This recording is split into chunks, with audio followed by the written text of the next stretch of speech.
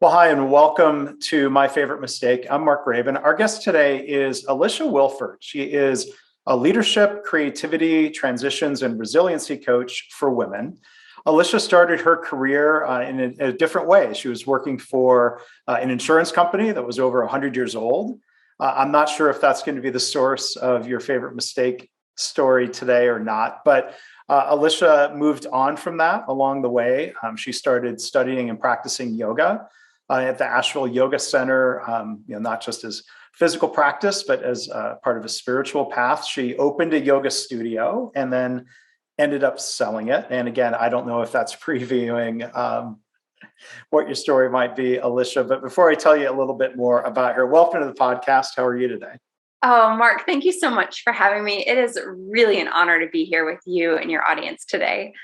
Well, thanks. I'm excited to have the conversation today. I almost feel like I don't mean to be implying that you have so many mistakes in your background. I mean, we all do. I have a cornucopia of mistakes. How about that?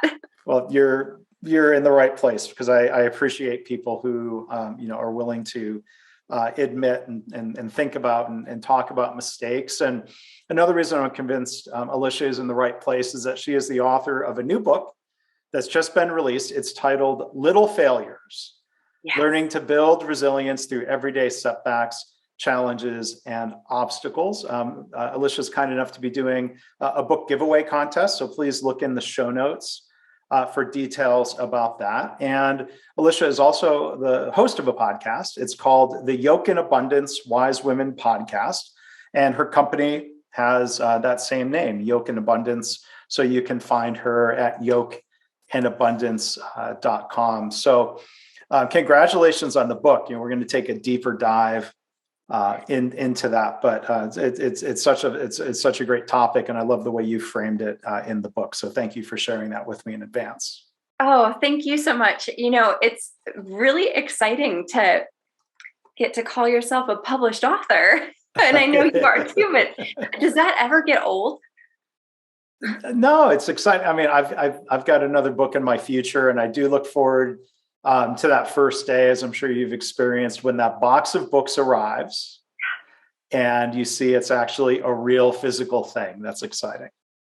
It's not just in your imagination anymore. Right. It's not just that digital proof of the cover that you get to share, as I saw you doing on social media. But yes, a real physical thing, as well as a Kindle book, I presume. Mm-hmm. Yep. So either format. So again, that book is Little Failures, and we'll come back and take a deeper dive into that book. But Alisha, as I know we do here. My favorite question is to ask about, from your background, what would you say is your favorite mistake? Oh my goodness! In preparing for this, I was like making a list. Well, which one do I want to talk about? Because there's quite a few that I had to list out in the book. But the thing that I think I landed on, so it's the one that felt the most shameful, and it's the one that's brought me the most learning. I opened a yoga studio while I worked in corporate America, and I did nothing but lose money during that experience. And it led me to bankruptcy. But it also led me to the greatest learning experiences of my life. And so while it's the most painful and at the time felt the most shameful, it's definitely my favorite. And so I did inadvertently end up previewing that a little bit in introducing you. So gosh, maybe we can just kind of explore a little bit more of like what happened. I'm sure the hopes and the excitement of opening a studio, the challenge perhaps of doing that while you had a full-time job. Like what were some of the factors that led to the problems with the practice? Yeah, with the studio, sorry. Yeah, well, first I should say there's this quote. It's by a football player whose name is escaping me, but it's something along the lines of, I used to have it taped to my cubicle wall when I worked in corporate America, but the right amount of money and the right amount of praise can keep you locked in the wrong job forever. And when I worked in corporate America, it was the right amount of money, it was the right amount of praise, but I always knew it wasn't what I was supposed to be doing. And so I ended up opening this yoga studio as that culmination of passion and still sort of seeking for that, like your place in life, your purpose. And I had a lot of passion. I had a lot of energy. I would work full time, but I would go in the morning and teach my yoga class. At lunch breaks, I'd run payroll and send newsletters. And then in the evening, I would go teach more classes. And my energy was really divided between those things. I was bootstrapping that yoga studio, which was part of the problem. And I never felt like I could fully give myself over to that business. And so it incurred debt, and it was hard. And I think a lot of it was that I just hadn't cut my teeth in business yet. And so after about 5 years of trying to do both full time, basically, it was too much. And so instead of it being my escape route out of corporate America, it really became something that kept me stuck for a little bit longer. Yeah.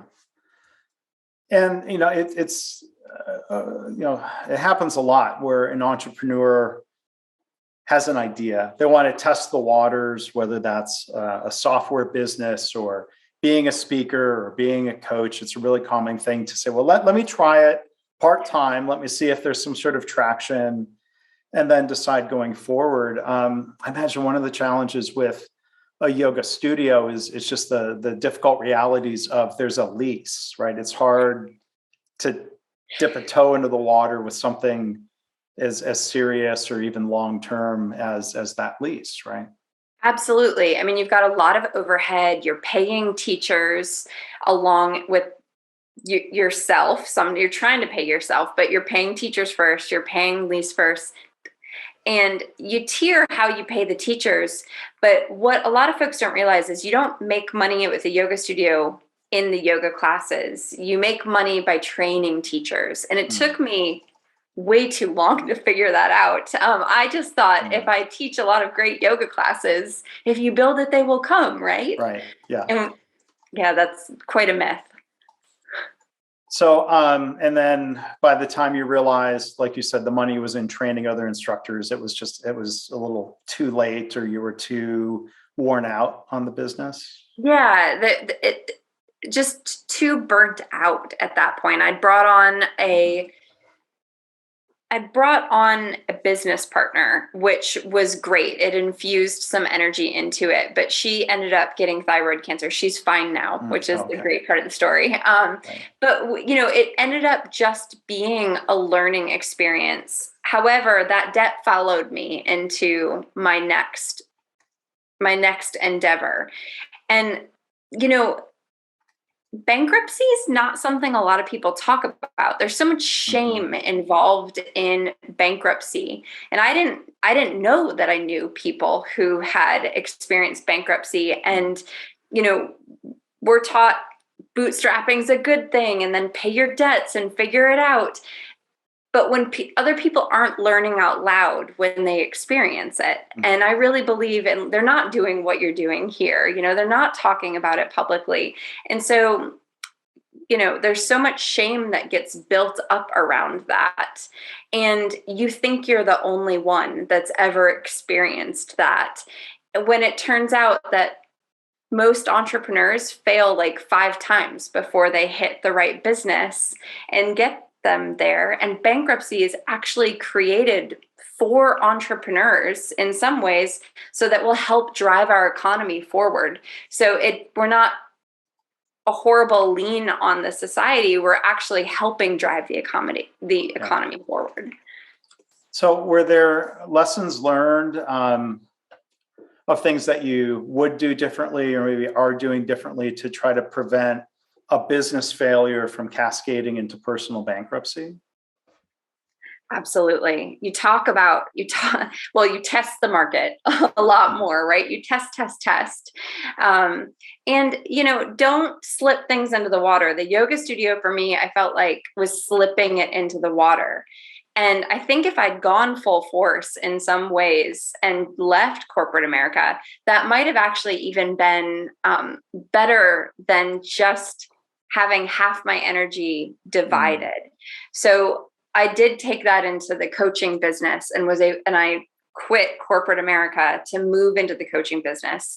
I tested the waters first. So before I completely quit my job, I did like 25 potential client interviews before, and had built out so much more before really launching. And I wouldn't have done that had I not failed with that yoga studio. It's kind of compounded little failures here, right? That one little failure led to another little failure. Yeah. So it's hard to not separate the two, even though it gets a little messy when we talk about it. Yeah. I mean, I can see there's that conundrum of, because I've talked to some or heard some entrepreneurship experts who say you've got to be all in, and there's that lack of a safety net maybe is both terrifying and or motivating. Like, when people talk about the need to hustle, like if you're sort of muddling along and surviving versus saying that I don't have that corporate job, I've got to figure out how to make it work. I'm not second guessing you. I'm trying to just kind of relate to like what that conundrum was of leaving the job in the corporate world or not, right? Yeah. It was really scary the second time around, because I'm like, look, I've failed this first time around of doing it. So am I just going to fail again? However, when you do leave corporate America and you don't have that second income to rely on, and I'm single, I don't have a partner, and so it was really just me trying to figure it out. And the power of broke has been really motivating. It's actually been really fantastic for me getting to where I need to be in my business. Now, like, those mistakes did set me up for a lot of success now in my work. And so I finally hit a stride in my business, and I feel like what happened with that little mistake is that little mistake, big mistake, favorite mistake, whatever you want to call it. It gave me a foundation of thinking it can't be worse than that. I hit my very worst fear came true. And oh my God, I made it through. Like, I got through the other end of things, and I'm resilient and I'm capable, and I can problem solve, and I can call in my community. So it was one of those things where, God, I wouldn't wish it on my worst enemy. And I'm so glad that I experienced it, because it showed me who I was. And you already answered the question I was going to ask about, bringing lessons learned from the yoga studio into your second business as a coach. And I appreciate that you're sharing the adaptability to go about things a different way and to build upon that first experience. In this coaching business, I'd be curious to hear your thoughts of, does having that failure and being so willing to share about that and not try to carve that off and bury it underground or hide that from people, does that help you become a better coach? Does that help others relate to you? Do you think in a different way? Absolutely. And I made a really big decision in the beginning. The learning out loud piece is so important. And I thought, I'd built my brand, my coaching around like our feelings and our emotions are never bad or wrong. And that everything that happens in our life is really, I don't know that I want to say everything happens for a reason, but everything is a learning opportunity if we want to frame it that way. And so I think being able to be honest and talk through really hard things absolutely gives my clients permission to be honest and talk through hard things too, because they know that maybe it's not the same hard thing, but they know that it's not all been rainbows for me. Yeah. I mean, there are analogies I can think of. Let's say when it comes to sports, somebody who is the greatest individual performer as an athlete isn't necessarily the best coach, because Right. they might not understand how somebody else just can't just do it the way they do. There are examples in a lot of sports where very successful coaches weren't actually very good players. There's a lesson to that. Now, I think of my sister. She wouldn't, I don't think, mind me sharing this. She really, she got really frustrated with math as a student growing up. My dad is an electrical engineer. He would try to help her. I think that usually what would happen is my sister would get upset or cry or run off to her room. She ended up becoming a math teacher. And I think if she was here, I can interview her about this someday, or I'll ask her next time we get together. That I think those struggles help her empathize with her students. And I think she would agree, or I've heard her say before, that helped her, that struggle helped her be a better teacher. Absolutely. It's the reason why we entrepreneurs love listening to Guy Raz's podcast, right? It's why we love listening to the failure stories of other entrepreneurs, because we know that they've been there and that they have grit and they had to problem solve their way out. And so that when we encounter those hard places and those hard times,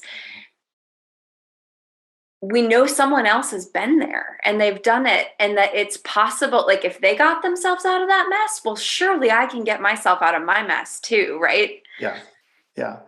And speaking of messes, when you talk about, whether it's podcasts or other stories, my wife and I just last night finished watching the Hulu dramatization of the Elizabeth Holmes Theranos story, The Dropout. Yeah. Have you watched that? I have not watched that yet, but I've been following that case really closely. And so I think one takeaway of it is that her little failures early on compounded into a huge disaster, because at least as portrayed there or in the book Bad Blood, or there didn't seem to be a lot of reflection in moving forward. There was a lot of blaming and distancing herself from mistakes, or there was more denial than there was acceptance of the mistake that would then maybe have let her move forward in a better way. Isn't that interesting? I mean, I'm so glad you brought that up, because in the research for Little Failures, I found that people who are successful after they fail, they typically do 4 things that people who aren't ultimately successful do. And the first thing that they do is they allow themselves the time and space to grieve what happened. So really feel the feelings around it. And that's why I love your podcast so much, is because you're talking about it. You're talking about the emotions behind it. You're talking about what happened. So first, you grieve it. Second, you call in community, but not just any community. You call in people who are going to help you really talk through and process what happened in a productive way. The third thing you do is you do like a SWOT analysis of what happened, right? Like that thoughtfulness that could have helped her. Like, all right, what were the strengths, the weaknesses, the opportunities, the threats? All right, let's revise. Let's do it differently this next time. And then the fourth thing they do is they take recovering action. So after you've done the SWOT analysis, what are those recovering actions that you can take to have a foundation of learning and growth from the mistake or the failure itself?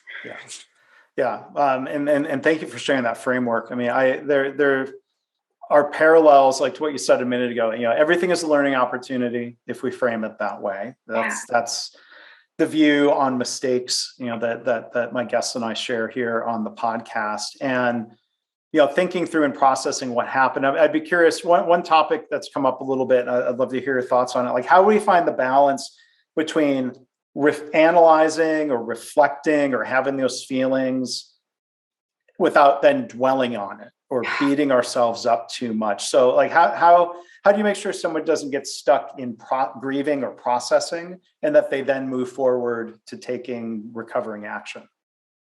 Yeah, there's a couple things that I think it's really good if folks can do it. So like, try to give yourself a designated grieving time. Like there are obviously some things that are going to take longer to get over, but like if you're someone, I am someone that likes to ruminate. And so there will hit this point where I'm like, enough. Like this is no longer productive. It's like more self-indulgent than it is productive. Be self-aware to know where you are on that spectrum. And give yourself like a period of time. Like if it's a little mistake, like maybe it's okay, I'm going to dwell on this weekend and then I'm done. I'm going to hit Monday. I'm going to lace up my tennis shoes. I'm going to go for a run and then it's over. Right. Yeah. The other thing that folks can do that's a little bit more active is a friend of mine her name is Jade Eby, and I interviewed her in my book, and she does actually a grief ritual around failures, basically. So if she's experienced a loss of some sort, a mistake, she didn't get what she wanted, she allows herself at the end of each week, she like lights a candle, she lights some sage, she actually physically writes down what it is that she's grieving and why she's grieving it. And then she does a little bit more self-reflection of, all right, what did she gain because she didn't get that thing? And I think that sometimes when we have a mistake, it's like sometimes we gain something from the mistake. Sure. And so reflect on that. And then when you're done, like burn the paper or something, like make it a ritual, be done with it. And then like think about what are the recovering actions that you could take to move that forward and like literally get back on the horse. Like do what you need to do, write it down. Even call a friend if you have to. Power of community to take that recovering action to move yourself forward. Yeah. So again, just to reset a little bit, our guest is Alisha Wielfaert. Her new book, it's titled Little Failures: Learning to Build Resilience Through Everyday Setbacks, Challenges, and Obstacles. I had a chance to interview months ago Dan Pink, who wrote a book about the power of regret. And we explored a little bit, like what's the difference between a mistake and a regret. So I'd like to maybe explore the same thing with you here. I'd be curious your thoughts on the difference or complementary nature between mistakes and failures. What do those words mean to you?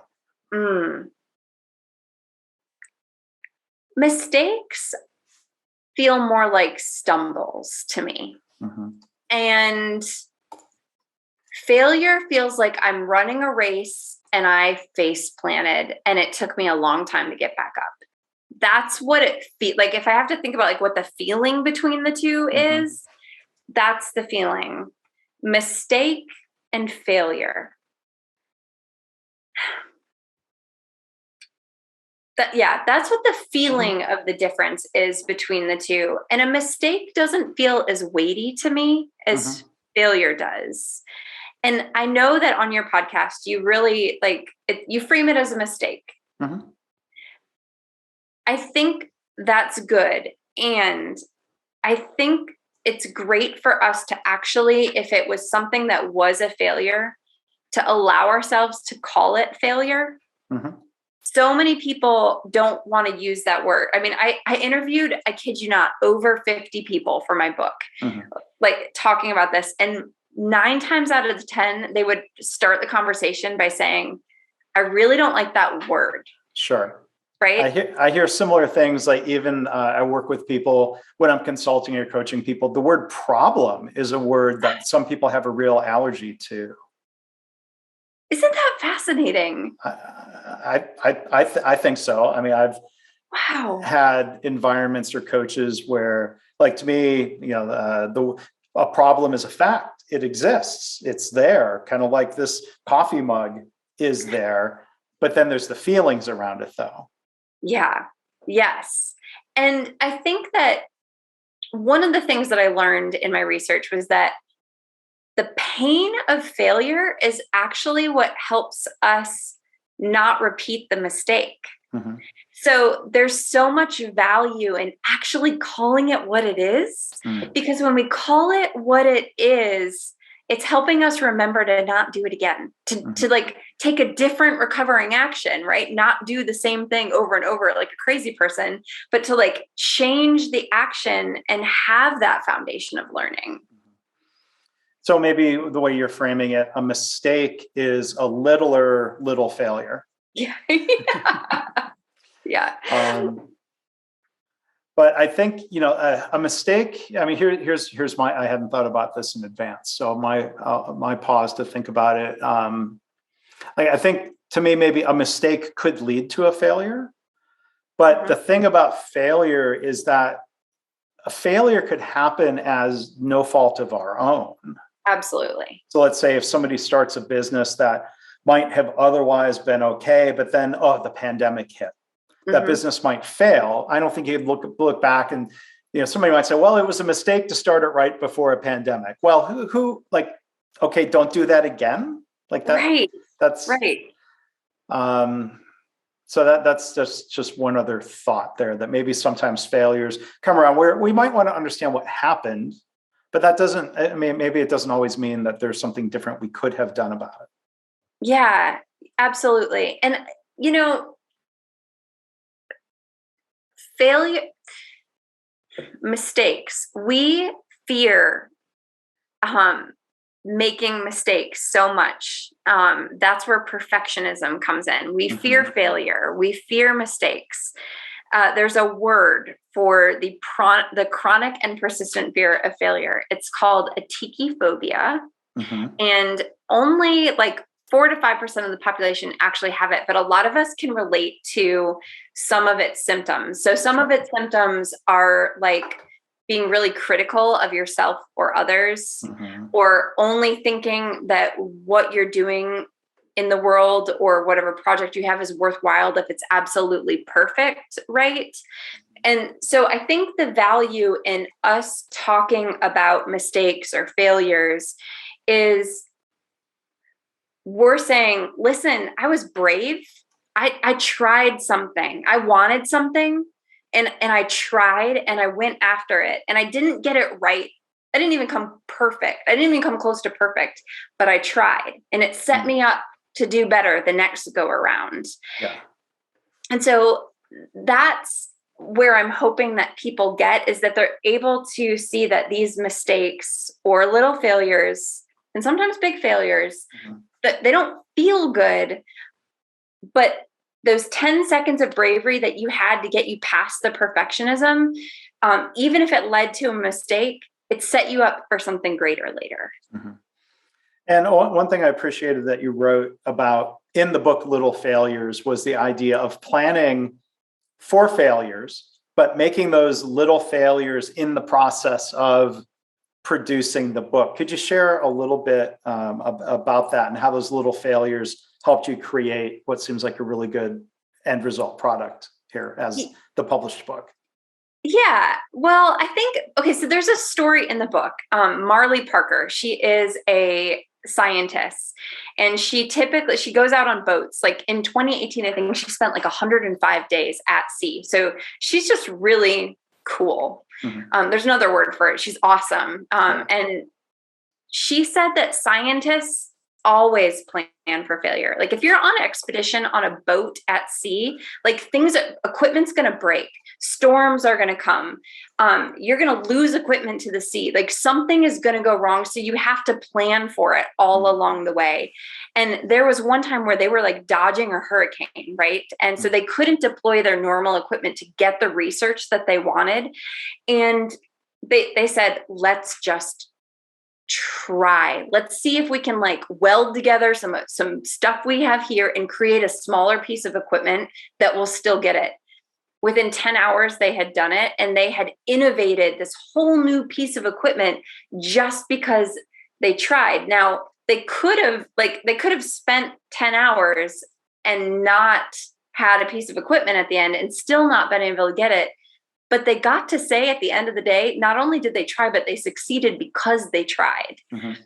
And now they have two pieces of equipment that do the same thing in different types of weather. And that's what mistakes can lead us to, So I'm sorry. No, it's the plan. If we plan for it, like they had the equipment to weld a new machine together. Yeah. And so then with the writing, at some point you just try. I think, there's I forget who said this to me, but, no author ever writes a perfect first draft. Right. So can you talk a little bit about the process of feedback and editors and refining the mistake, the failures out of it before it goes to print? Oh, absolutely. Okay. So, listen, my first draft of anything, you don't want to see it. I'm just, I tried to turn in first drafts in college and, got really humbling comments from the professor because I turned in a first draft. Well, the process of writing a book, you have to write, and I hope I can say this, a shitty first draft, right? Like you can, yep. Mm-hmm. A shitty first draft is a great first draft, but then you have to get feedback before it's comfortable to get feedback. And then you have to rewrite and incorporate that in. And then, oh my God, like you have to send it to beta readers. It's like you have to take that baby and you have to send it to people and you're asking them for feedback on this thing that's not even done yet. And that often, like that process felt like mistakes and failures because they're pointing them out to you over and over and over again. But the bigger failure is not sharing it with other people first, right? Yeah, because that could then lead to, it's better to get that feedback, I think, early and often in a private way instead of getting feedback through, let's say, 1 or 2 star book reviews on Amazon. Yeah. That would be I know that they're coming, right? Like if you go, listen, when I started this book, I went and looked at one of my favorite authors and the reviews on her book. And she's a big deal, right? Liz Gilbert. Who doesn't like Liz Gilbert is what I thought. Turns out a lot of people don't like Liz Gilbert and they are not afraid to say it in the review. Yeah. So you can't be all things to all people. Not everybody is going to love your work, whether it's a book or a speech or a podcast. Maybe I'll do this because this might help as I start into the process of writing something new. I was going to write a blog post once of looking at books in my field that are super popular, award-winning, highly acclaimed books, and look at and print some of the 1-star reviews. Not to make anyone feel bad, but as that reminder to myself or to others, not everyone's going to love what you do. Yeah. And it's not, okay. So, Tara Moore, I'm not sure if you're familiar with her. She wrote a book called Playing Big. Mm-hmm. And in that book, she talks about how when we get criticism, it's actually, you only get criticism if you're doing big things in the world. And so it's a great reminder. It was around that time that I went and looked at Elizabeth Gilbert's reviews. It was around that time because I realized it's actually a sign that you're in the arena. You're playing the game. It's a badge of honor, I think. Yeah. Well, if back to a phrase you used earlier, if we frame it that way. If we frame it that way. Yeah. And look, and there can be legitimate feedback even after the publication that you could then learn from and apply to future projects. I don't mean to discount negative reviews, but I don't wish that on you, but it may happen. So if it's in the category of planning for failure, brace yourself for, that's going to sting. Mark, I'm so glad you brought this up. This is one of those things where it's my first book. And I'm so proud of it. I'm proud of it, but it's a first book, I want everybody to read it. I want to hear what people have to say about it. And it's okay. I'm viewing this as a learning experience. And you know what? I'm ready to write the next one actually. And starting, and I'm going to take the constructive feedback that I get on this book, and I'm going to take it into the writing of the next book. And you know what? That's exciting to me. I'm glad to hear that because there's 2 reactions you might know from other authors. You write that first book and people say, good, that's done, never again, or, okay, great, I know I have another book in me. So I'm glad to hear that from you, Alisha. Thank you. And you're going to be on is it third book? Let's see. So, well, it's hard to count. I have three editions of one book. Another book that I co-authored, kind of a derivative version of that book that I co-authored. One that was an anthology with other authors, and then one that I wrote most recently, Measures of Success. So you'd think that would be easy to add up, but there's some fuzzy math. More than three. But one other thing I wanted to ask you about that you wrote in the book, I thought was interesting. Sort of like the implications, thinking about gender or race when it comes to public mistakes, or failing out loud, as you called it. So one thing my wife and I talked about along the way, and at the end of that the series, The Dropout with Elizabeth Holmes, was thinking of the implications of, was there a difference in how the world reacted to her because she was a woman? Did that set back other women? I mean, there's probably endless debate over any of that. But you talked about some research where maybe there are some implications where somebody like me, I will admit to all sorts of, as people might call it, unearned privilege. As a straight middle-aged white guy with reasonable economic background. Is there a certain privilege somebody like me might have that women or minorities might not benefit from the same way when they're if they're so public about a failure? Yeah. Thank you so much for asking this question. I really believe in learning out loud. I think it's so important because when we learn out loud, it does help others be brave. It helps us call in the community that we can connect to and that will help us digest what happened. However, like, as you said, what I learned is the implications are not the same for men and women. So there's one research study by Heather Sorensen in 2017. So this was just 5 years ago. It was of 9,000 surgeons. And so if a surgeon had a death of a patient following a surgery, and it didn't matter what the cause, so whether it was the surgeon's fault or not, when that happened, female surgeons would receive 54% fewer referrals than their male counterparts, purely based on their gender. So we're talking about a loss of respect and a loss of income, that like huge ramifications purely based on gender. And now, death is never the failure outcome that any of us want or are going for. But I think that this is such an important study and something to be really cognizant of, in that, Rashma Sujani talked about in her TEDx talk, how we socialize boys to be brave and outgoing, and we're socializing girls to be perfect and to look pretty. And so that there's such a rub there. It's like, yes, we want girls to be brave, but right now the ramifications when girls are brave or when women are brave, that like there's a disconnect right now. And so if we can all be aware of that, we can start to change that narrative. But unless we're aware of it, we can't do anything about it. Yeah, admitting a problem or admitting a failure, again, a first step to trying to change things in pretty meaningful and serious ways. I've one thought bounce off of you, because I do most of my work in healthcare. There are often mistakes in, let's say, surgery. There can be bad outcomes. You could call that a failure. Complications, or a bad outcome, a failure, doesn't always mean a mistake was made.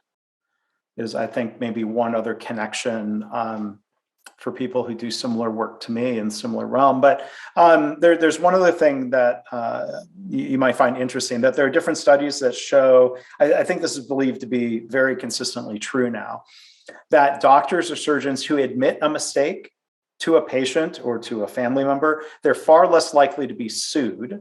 Wow. As a result. Now, I would be curious then, back to your point of Sorensen's research around the surgeons. I would be really curious how that breaks down in different demographic lines. Is the less likely to be sued equally true for men, women, people of different races or ethnicities? Don't you wish we could get all of those researchers in a room together and be like, please answer this question for us? Yeah.